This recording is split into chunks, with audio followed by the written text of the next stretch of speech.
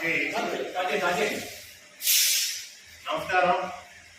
Bharatiya Janata party మొన్న జరిగిన శాసనసభ ఎన్నికల్లో బాగా పనిచేసి ఉమ్మడి అభ్యర్థికి చేదోడు వాదోడుగా ఉంటూ మేము సైతం అంటూ ఇటు భారతీయ జనతా పార్టీ, జనసేన, తెలుగుదేశం అందరం కలిసి పనిచేశాం. సుపరిపాలన మనం ప్రజలకు అందించాలా. ఆ సందర్భంగా ఈరోజు మేము భారతీయ జనతా పార్టీని కోరుతున్నది ఏమిటంటే, లోకల్ లీడర్స్ ఎవరైతే ఉన్నారో ఏ కార్యక్రమం జరిగినా Bharatiya Janata party local leaders ని, భారతీయ జనతా పార్టీ సీనియర్ నాయకుల్ని పిలిచి ఆ కార్యక్రమాల్లో పాల్గొనే విధంగా మీరు చర్యలు చేపట్టాలి.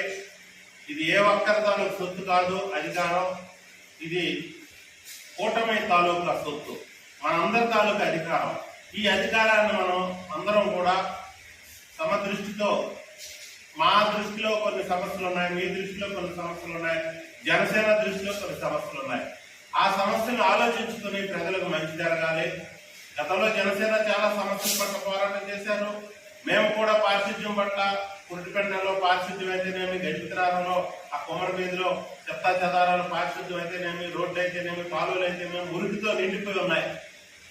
తక్షణమే అధికారులు వాటి మీద చర్యలు చేపట్టి, మేము మీకు పాయింట్ అవుట్ చేయకముందే అది, ఎందుకంటే వర్షాకాలం వస్తుంది, వ్యాధుల బారిన ప్రజలు పడతారు, అనారోగ్యం పాలవుతారు, కాబట్టి అది తక్షణమే చేయవలసినటువంటి పని, కాబట్టి అది అధికారులు ప్రారంభిస్తారని, అలాగే మన ఉమ్మడి నాయకులు కూడా ఈ విషయంలో దృష్టి సారిస్తారని, అటు జనసేన నాయకులు అయితేనేమి, ఇటు తెలుగుదేశం లీడర్స్ అయితేనేమి, మనం గజపతిరావు బీజేపీ నాయకులు అయితేనేమి, మనం అందరం కూడా కలిసి పనిచేసి ప్రజలకు పనులు జరిగే ఆలోచనలో ఉండాలని ఈ సందర్భంగా కోరుకుంటున్నాము. ఎవరినెవరో విస్మరించడానికి లేదు, అందరం కలిసి పనిచేద్దాం.